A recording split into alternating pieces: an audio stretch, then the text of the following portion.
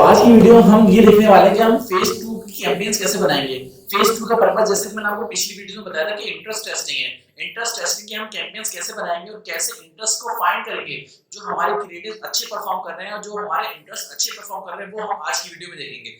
तो जैसे कि मैंने आपको बताया था कि आज हमने फेज 2 में शिफ्ट करना है। फेज 1 से फेज 2 में कैसे शिफ्ट करते हैं ये मैं आपको पिछली वीडियो में बता चुका हूं कि ये चीजें आपने एनालिसिस करनी है। उसके बाद आपने देखना है कि कौन सा मेरा क्रिएटिव फेज 1 का क्रिएटिव फेज 1 का एडसेट अच्छा परफॉर्म कर रहा है, ताकि उसी हिसाब से मैं आगे उसको शिफ्ट कर पाऊं।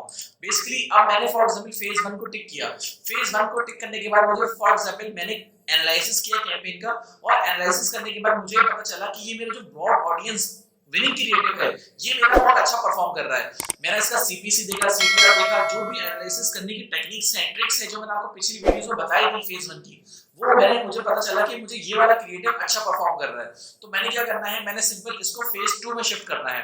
अब फेज 2 में मैं कैसे शिफ्ट करूंगा इसको, मैं सिंपल इसको डुप्लीकेट करूंगा। डुप्लीकेट करने के बाद मैंने इसको फेज 2 में शिफ्ट करना है। फेज 2 में शिफ्ट करने के बाद मैंने सबसे पहले यहाँ पर न्यू कैंपेन पर क्लिक करना है। अब मैंने कैंपेन का नाम रखना है, जैसे कि मेरा फेज ये 2 है, मेरा फॉर एग्जांपल ये एबीयू परचेज है, एबीयू कैंपेन चलानी है मुझे, मैं परचेज रख लेता हूं क्योंकि मेरा परचेज है, हमेशा मैं परचेज को फॉलो करता हूं। ये बेसिकली इंटरेस्ट टेस्टिंग की मेरी फेज है, मैं जल्दी से इसका नाम रख लेता हूं, इंटरेस्ट टेस्टिंग फेज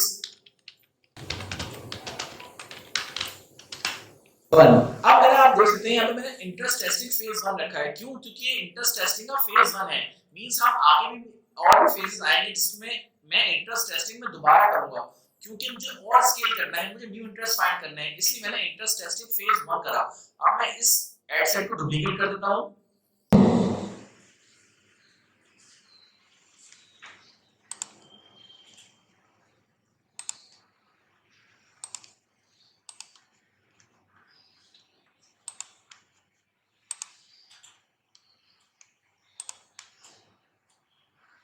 डुप्लीकेट करने के बाद मेरे पास ये एक कैंपेन खुल जाएगी, ये एक मेरे पास फेज 2 की कैंपेन खुल जाएगी। अब उसमें मुझे चेंजेस करनी है। तो सबसे पहले मैंने यहाँ पर कैंपेन नेम का, अगर मैं प्रोडक्ट का फॉर एग्जांपल नाम भी लिखूं, जैसे मैंने आपको बताया था, तो वो भी मैं लिख सकता हूँ।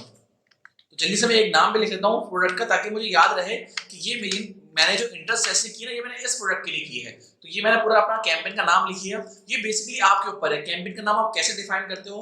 मैं बिल्कुल डिटेल में डिफाइन करता हूँ, ताकि जब मुझे आगे चीजें डिफाइन करनी हो, चीजें डिस्कस करनी हो, और चीजें आगे स्केल जब मैं कर रहा हूँ ना, ताकि मुझे याद रहे कि ये कैंपेन मैंने इस वजह से बनाई थी, इसलिए मैं इसको ऐसे कर लेता हूँ, नाम रख लेता हूँ। उसके बाद मैं नेक्स्ट करता हूँ। नेक्स्ट करने के बाद मैंने एड सेट का नाम रखना है। अब एड सेट का नाम मेरा क्या होगा, जो मैं इंटरेस्ट रखूंगा ना, वो मैं रखूंगा। जैसे मैंने रख दिया नेम ऑफ इंटरेस्ट, जो भी मैं इंटरेस्ट सिलेक्ट कर रहा हूं उसके मुताबिक मुझे ये नाम रखना है। उसके अलावा मुझे कोई नाम इसलिए नहीं रखूंगा, क्यों? क्योंकि ये बेसिकली क्या है, इसका पर्पस मुझे याद रहेगा कि मैंने इस इंटरेस्ट पर टारगेटिंग कर रहा हूं। अब ये इंटरेस्ट आपके ऊपर है, ये आप कर सकते हो, ये आप लिख सकते हो, ये आपके ऊपर है कितने नाम लिखने हैं आपने, ठीक है। उसके बाद अब हम आते हैं सबसे पहले बजट पर। अब हम आते हैं सबसे पहले बजट पर। बजट पर क्या होगा, बजट मैंने आपको पहले ही बताया था, लास्ट वीडियो में आपको बता चुका हूं कि आपने फेज 2 का बजट कैसे डिफाइन करना है, क्या चीजें करनी है जिसकी वजह से आपने ये बजट, ये मैंने पूरा बता चुका हूं कि कौन सा फॉर्मूला आपने लगाना है फेज 2 के बजट के लिए। क्योंकि हर इंसान के लिए, हर कैंपेन के लिए और हर प्रोडक्ट के लिए ये फेज 2 का बजट डिफरेंट हो जाएगा।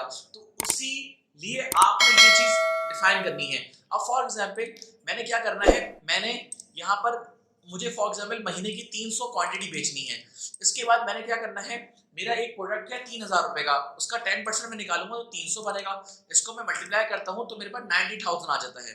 अब डिवाइड बाय 30, क्योंकि मुझे महीने में बेचना है, तो मेरा क्या बजट आ गया, 3000 पर डे बजट आ गया।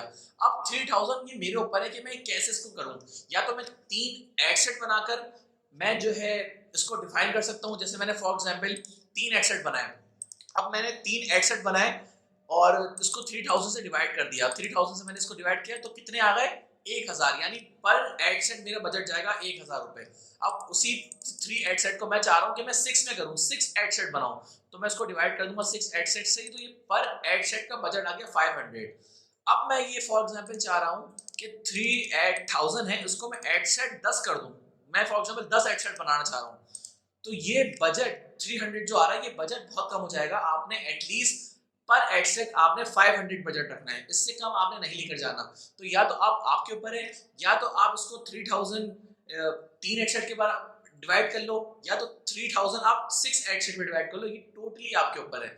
ठीक है, उसके बाद ये आपने क्या करना है, इसकी फॉर एग्जांपल आपने 3 एड सेट कॉपी कर ली। फॉर एग्जांपल मैं 3 एड सेट बनाना चाह रहा हूँ, तो मैंने इसको डुप्लीकेट कर दिया और 3 एग्जिस्टिंग कैंपेन करके मैंने 2 और ऐड कर दी, क्योंकि टोटल हमारे पास 3 एड सेट हो गए। तो ये टोटल एक एक चीज रहेगी।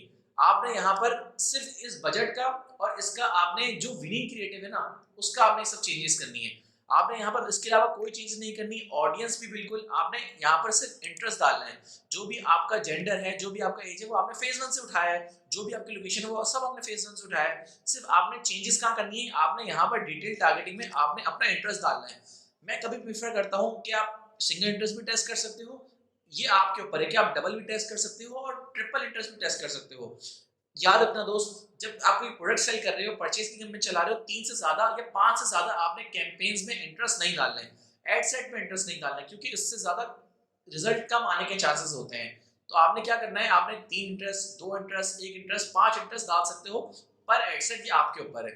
उसी हिसाब में जो आपने इंटरेस्ट डाला, वो आपने यहाँ पर अपने जो नाम है ना कैंपेन का, वो आपने यहाँ रख देना है सिंपल। जैसे फॉर एग्जांपल यहाँ पे आपने नेम ऑफ इंटरेस्ट लिखा हुआ है, तो यहाँ पर नेम ऑफ इंटरेस्ट में आपने वो नाम लिख देना है जो आपका इंटरेस्ट है।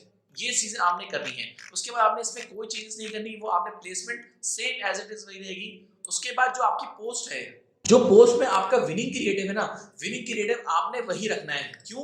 क्योंकि आपका जो विनिंग क्रिएटिव वो अच्छा खासा चल रहा है, तो आपने विनिंग क्रिएटिव वही रखना है। या आप देख सकते हो, इसको यूज एग्जिस्टिंग पोस्ट करके आप अपना जो विनिंग क्रिएटिव है वो यहाँ से आप सिलेक्ट भी कर सकते हो। जब आप सिलेक्ट पोस्ट पर क्लिक करोगे ना, तो यहाँ पर आपका वो विनिंग क्रिएटिव भी आ जाएगा जो आपने फेज 1 में चलाया हुआ और जो आपका फेज 1 का विनिंग क्रिएटिव है। तो आप यहाँ से इजिली फॉर एग्जाम्पल ये सिलेक्ट करके आप यहाँ पर कैंपेन्स में चला सकते हो डिफरेंट टाइप के तौर पर। तो ये ऐसे आप कैंपेन्स बना सकते हो फेज 2 की। अब ये आपके ऊपर है, ये फेज 2 की कैंपेन आपने कितने दिन चलानी है। मैं गारंटी देता हूँ इस एड सेट में, इस कैंपेन में रिजल्ट आपको आ रहे होंगे, सेल्स आपकी आ रहे होंगे।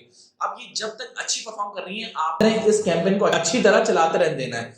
तो मैं आपको अच्छी फॉर्म में लिख के भी दिखाता हूँ कि आपने फेज 2 को चलाना कैसे है और वो क्या क्या चीजें हैं जो आपने इंपॉर्टेंट ध्यान रखनी है। ये मैंने फेज 2 की एक एनालिसिस बनाई हुई है, ताकि अगर कोई चीज आप मिस कर जाए वहां पर, यहाँ पर आप वो चीजें याद रखें। तो फेज 2 में हमने क्या करना था, हमने इंटरेस्ट टेस्टिंग फेज 1 करना था। ठीक है, उसके बाद select the best one, phase 1 best creative that give you best result. आपने वो क्रिएटिव सेलेक्ट करना है। All the are same, all the things are same for interest in ad set. आपने सब चीजें सेम रखनी है एक्सेप्ट इंटरेस्ट। मींस आपने फेज 1 की जो आप कर रहे हो ना फेज 2 में, सब चीज आपने सेम रखनी है एक्सेप्ट इंटरेस्ट। इंटरेस्ट आपने चेंज करना है। Targeting, interest, concept are same, सब चीजें आपने सेम रखनी है। Make many ad set as much as you want, depend on your budget as well as your quantity। आपकी ये बजट पे डिपेंड करता है और क्वांटिटी पे डिपेंड करता है कि आप कितने एड सेट बना सकते हो। लेकिन मैंने आपको बताया हुआ है कि आपने 500 से कम कोई एड सेट नहीं बनाना। जो पर एड सेट 500 मैक्सिमम होना चाहिए, मिनिमम होना चाहिए, मिनिमम, ताकि आपको वो गलती ना हो, ताकि आपसे वो कम बजट, देखो भाई जितना कम बजट आप रखोगे ना, उतना आपका नुकसान होगा इसमें। तो एटलीस्ट 500 आपने रखना है। यूज FAC फॉर्मूला, जो मैंने आपको पिछली वीडियो में बताया था फॉर्मूला, वो आपने यहाँ पर बजटिंग के लिए इस्तेमाल करना है।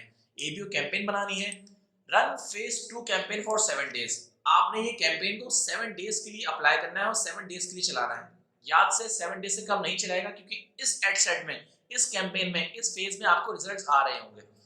फिर आपने क्या करना है, जो खराब एड सेट चल रहे हैं वो आपने बंद कर देना है, और आप जो आपके खराब एड सेट चल रहे हैं उसकी जगह आप न्यू इंटरेस्ट भी टेस्ट कर सकते हो विद बैड इंटरेस्ट। आप ये भी चेक कर सकते हो और ये भी कर सकते हो।